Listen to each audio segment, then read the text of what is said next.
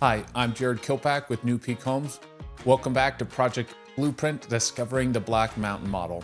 I'll be your guide today as we take another step in understanding our design process. If you haven't already, make sure that you sign up by clicking on the survey link in the video description and then fill that out. By doing so, the system will automatically send you a copy of our 22-page home planning guide for free to your email.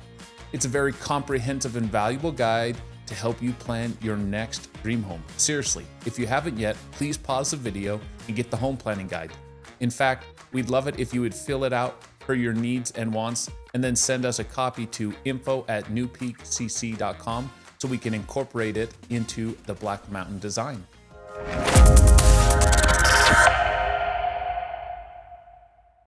All right, so last week I explained our three-step approach to coming up with a new floor plan, namely the program phase, the schematic phase, and the design development phase. We're going to dig into explaining the program phase today through our home planning guide. Let's remind ourselves what the program phase is. The program phase is a written set of instructions for the new design. So let's take a look at our home planning guide as it leads us in creating this set of instructions for a new design. But first, if you haven't subscribed to the channel, please do so now. It will help us get this content in front of more people. So, the home planning guide first begins with a family description, which is a nice way to get the creative juices flowing. You'll need to think about the needs of your family and how those needs can be met by this new design. Some things might be in the forefront of your mind, but other important necessities are needing to yet be discovered. This guide is made just for that. Next, we really start getting into establishing the program as we look at the second section of the guide that addresses space and square footage requirements. On page 6, you'll see a list of rooms and their standard sizes. What I like to do here is start by considering all of the spaces I would like in the home. Then I will put check marks next to the rooms I know I want, and I will just cross out the spaces I know we don't need. Remember, this list of rooms and their sizes are on 2 separate sheets.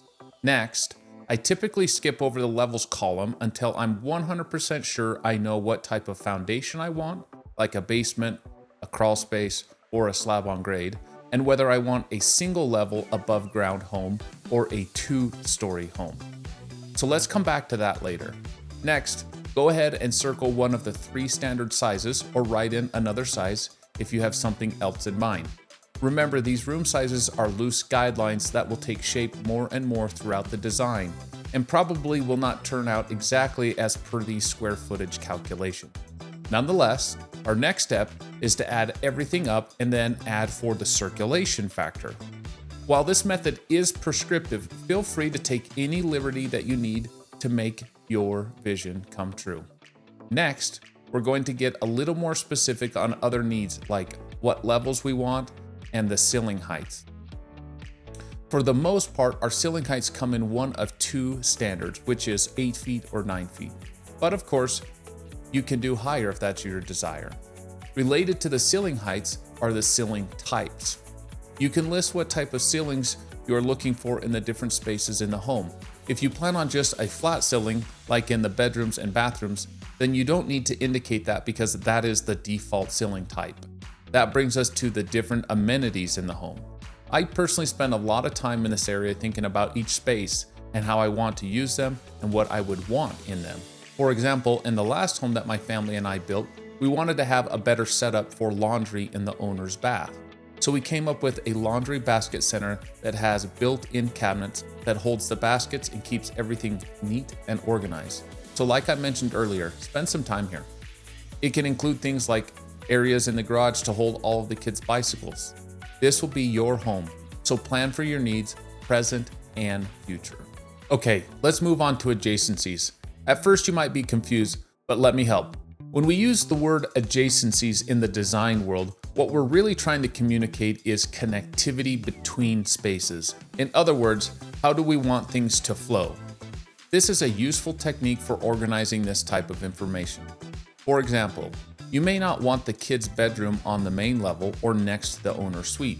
You may have need for a nursery that is adjacent to or close to the owner's suite.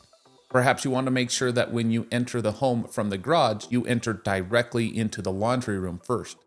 Or maybe you don't even want the garage attached to the home at all because this is going to be a vacation home and the attached garage is not the look you're going for.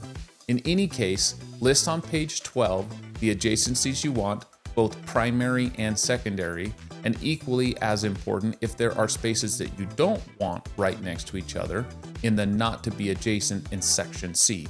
Also, you can use our adjacency matrix on the next page if you'd like. It's just another format to bring together the same information. Either method is great.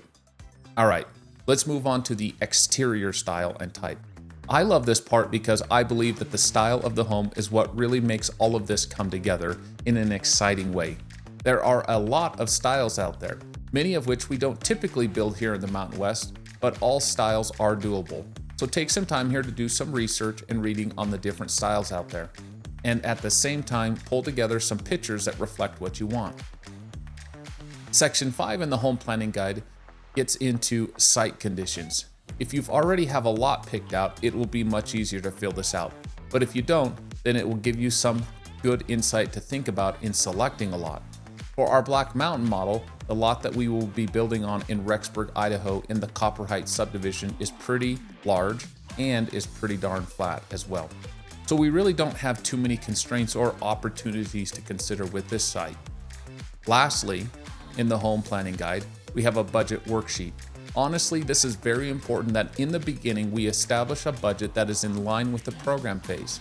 We can do a lot of things during the design phase as needed to value engineer the new build to fit a budget. Nonetheless, if it doesn't fit inside of your budget, it will be of no use. That is why in the beginning, we will have talks around a budget, and then we'll continue to have talks around the budget as we continue with the design. It is the one area that we can only overcome by knowing upfront the total budget you have as a customer and then working the design around that. We will do a separate video on this subject because oftentimes how one finances a new build can be different from builder to builder and region to region. This brings us to our next video, which will be how we go from the adjacency matrix to a bubble diagram to an initial floor plan, thus leading us to the next step in the process, namely the schematic design phase. Please make sure that you like this video. Till next time, happy home hunting. Let's get back to work.